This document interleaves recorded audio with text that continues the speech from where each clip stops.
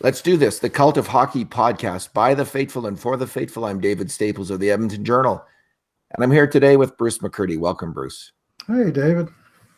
Well, that was about the most exciting Edmonton win in just seems like forever. Scoring a goal in the last seconds of the game, a shootout win. I wish they'd won it in overtime, but a shootout win's still pretty darn good. And I found that to be thrilling. I thought the Oilers really played well. They outchanced in terms of grade A chances 9-3 over Florida. It's a very solid defensive game. There was a few times when Florida, a mediocre team, I might add, was putting a lot of pressure in the Oilers zone, but not that often. The Oilers defense looked about as good as they've looked in a month. So, Bruce, this is the Two Good Things, Two Bad Things, and Two Numbers podcast. What is your good thing? Well, my good thing is the last 6 minutes of hockey action, if not the last 5 minutes and 15 seconds of hockey action, which salvaged what would have been a very dreary defeat. I suspect your optimism about this game would not be there had the Oilers not scored that late tying goal, because they'd only generated, two scoring chances up until that point, and they were, I thought that the game was frankly quite boring. Defensively, I guess not too bad. Not a lot of action or excitement. And then that last minute, and Draisaitl got robbed by Reimer, and it was just like the last home game against Winnipeg. You remember Hellebuck made the save? Yes, the same shot, like it was same save, same everything. Even less time left on the clock. But this time the script was different, and Chiasson recovered the rebound and got it back to Draisaitl, and he fed it across for the tap in or wrap in from big number 97 with 8 seconds to go. And then the overtime, it was like a different sport. It was the difference between 5-on-5 and 3-on-3 is like a metamorphosis from a caterpillar into a butterfly in the middle of a game. If the NHL was 3-on-3, Bruce, the Oilers would win the Stanley Cup every year, and it wouldn't be close. Nuge is fantastic. Well, this is why I want to see Draisaitl go into the All-Star game, so the Pacific can clean up, because I think they got the best. They got the best two-man forward act going in the game, the Oilers in overtime. But this is the first time they've reached overtime in too long, and so I mean, just by nature, you play too many 2-point games, it costs you. And so bring on the 3-pointers, and then by all means get that third point, get the win. Doesn't matter to us that Florida walked away with the point. That was my thought exactly. The Oilers had 7 of their 9 grade A chances, Bruce, in that time period. But yes. You know what? I had watched the first period, and then I went to a hockey practice, and I was taping the game, and I came back and I was watching it, and I didn't know the score as I was watching it.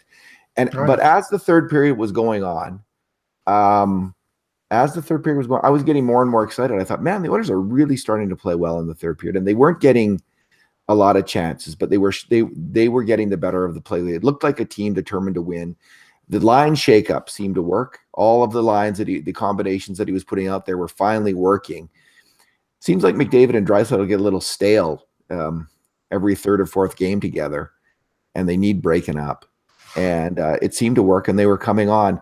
And then, of course, anyway, I won't get to my bad thing, but my good thing, Bruce, is how much Ken Hitchcock loves Caleb Jones. There's only one, well, other than Caleb Jones's parents, Ken Hitchcock seems to love Jones's game as much as I do. And I know he, again, got beat on a blue line play. I think it's probably the second game in a row. He's got to figure that out. He can't keep having, although Oscar Klefbom's played a long time in the NHL, and that still happens to him. Yep. As it happens to Larson now and then. Doesn't happen to Chris Russell, because he's such a smart conservative hockey player. But other than that, I thought Jones, he's just, Bruce, when I was watching Florida and I was watching Yandel make some plays, I was just thinking, here's what the Oilers miss, is a defenseman who's got skill and smarts and can make a play with the puck, has that calmness that Hitchcock talked about Jones having. But Jones, he's the first Oilers defenseman, again, since Sekera got hurt, who has that super chill acumen with the puck. And I just love to see that in a defenseman. The Oilers are so desperate for it, Bruce. They are are they so ever? unbelievably. It is the biggest. And next year, probably Bouchard will be on the team that might even have two guys because Nurse doesn't have it. God love Darnell Nurse with all he brings to a game. He doesn't. He will never have it. Russell doesn't. He doesn't have it. He's calm, but he doesn't do anything with the puck. Larson doesn't really have it.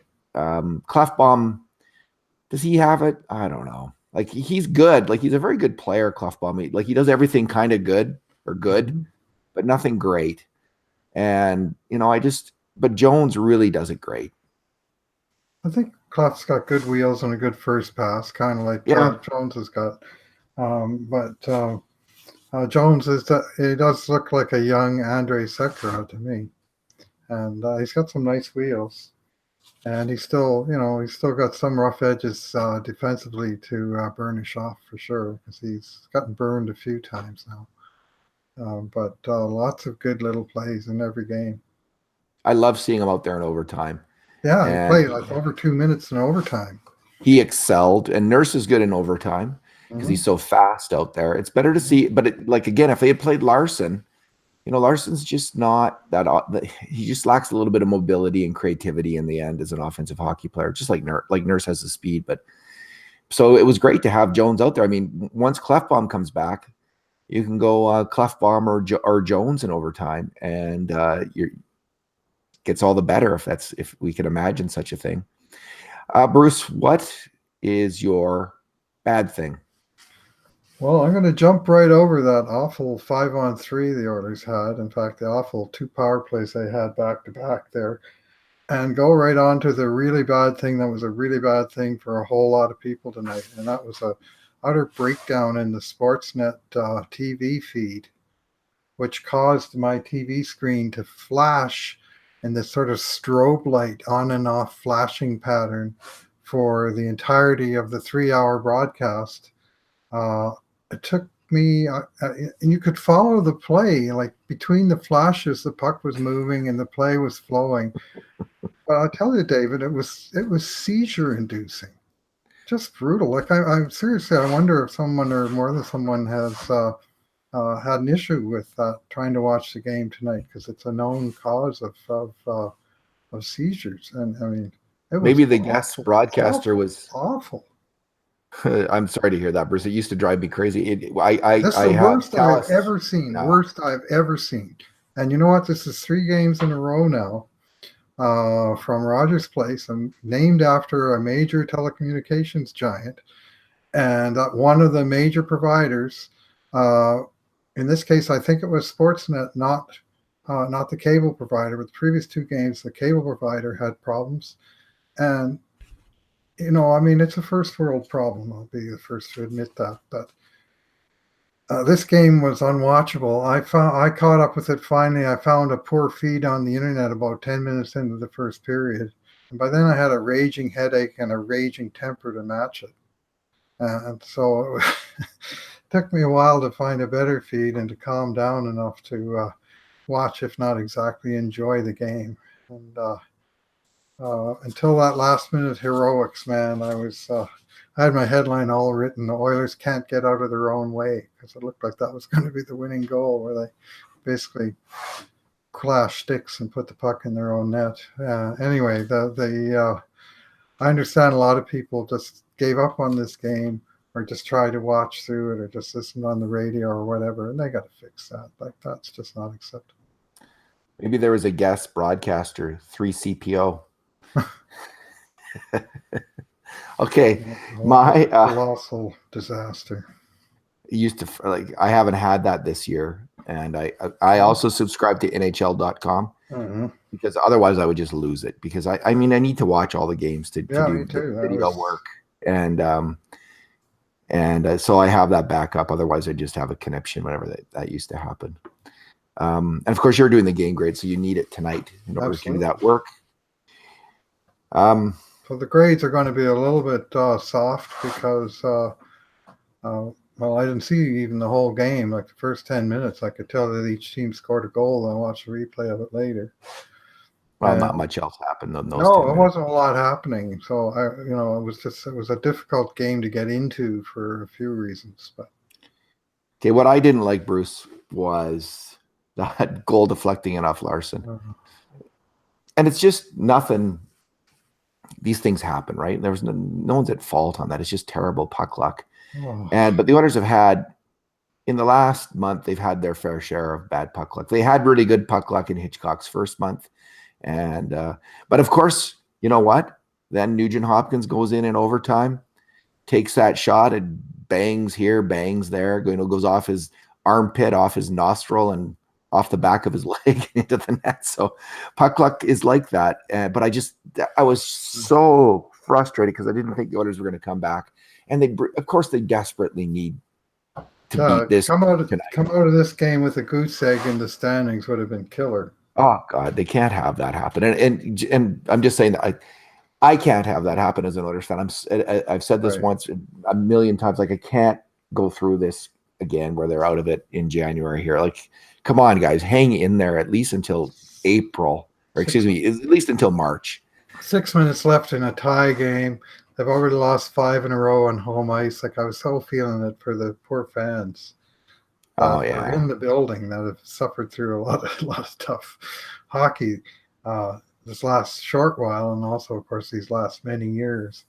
But it turned out that, and they got some puck luck of their own. You know, the 2-2 goal, it hit McDavid in the butt with a point shot by Nurse, and it came flying it through. And by my eye, it hit McDavid on the butt and just dropped on his stick, and he tapped it into the net. So I mean, that was a bit lucky, but that one where Jones rips it out of the crease and Larson's just kind of stumbling around there, and he wasn't even swinging at the puck. I think he was just trying to regain his balance and hit the shaft of his stick, and it rocketed about an inch inside the goalpost, bulged the back of the net. So where did that come from? Like, they never even had the puck, and it was in the net. And this is like 3 in 2 games that have gone in off of Larson. You know, one hit Larson and Jones last game. You remember the one that hit both of them on the skate? Then one hit Larson on the skate and went in, and this one it hits both of them on the stick and goes in. The look on Larson's face after it went in was priceless. Like, he was just so flummoxed. And, you know, he's such a dour guy anyway and fairly expressionless, but you could just tell he just couldn't believe it that it happened again tonight after the miserable night he had in San Jose. So my number, Bruce, is 7 of 9, a very famous number for Star Trek fans. We are the Borg. You shall be assimilated. Yeah. Who could forget 7 of 9? Jerry Hall. Yeah. No, Jerry Ryan. Jerry Ryan. Ryan. Yeah, that's right. Jerry Hall married Mick Jagger. Yes. So 7 of 9 tonight was Connor McDavid. He made 7 contributions, 5 of them major contributions to the 9 grade A scoring chances of the Oilers.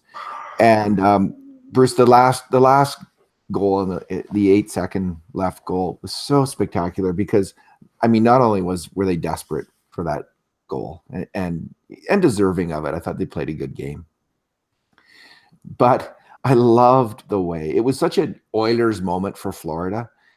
There was 2 guys on McDavid, and they both charge off to cover Draisaitl, leaving.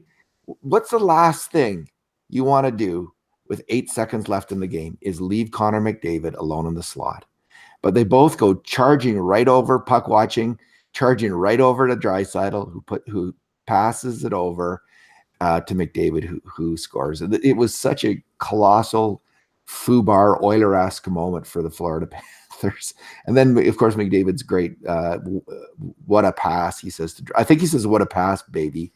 As far as like, is that what you left right? Along those lines for sure. And it was a great pass by Leon. That's the name of our podcast. What a pass podcast tonight.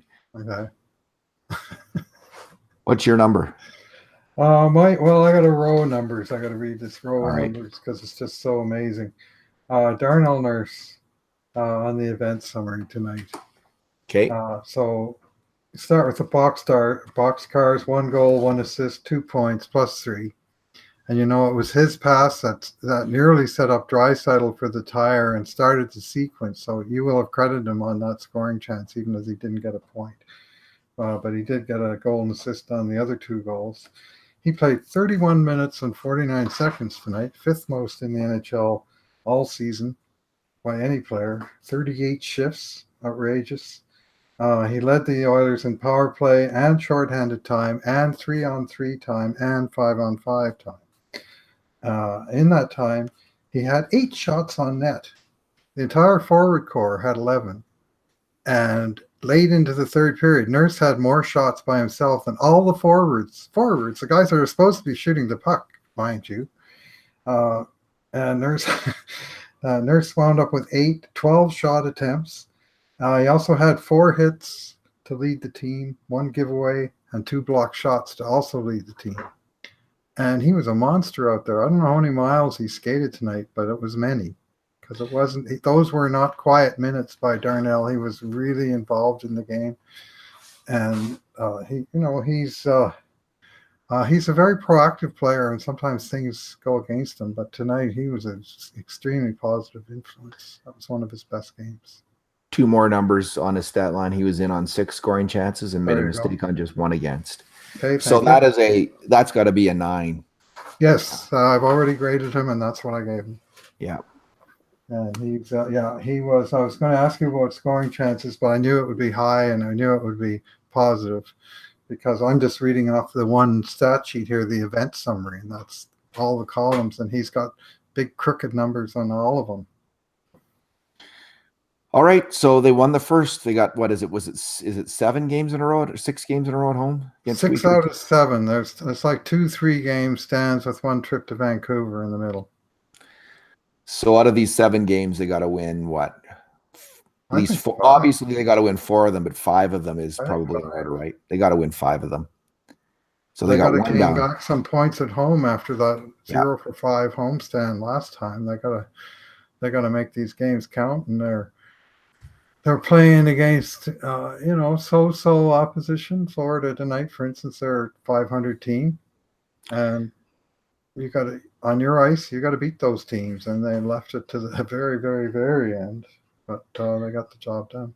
I think if they can figure out their forward lines and get some decent goaltending, I mean, what killed them in that streak was defense, right? Like the defenders. But I think they might have a little bit going on there, because Jones can play with Larson and hang in there. Those guys can hang in there as long as the puck's not bouncing in off their face. And Nurse is back with Russell, and that is absolutely critical for Darnell Nurse. He's playing better again. Yeah.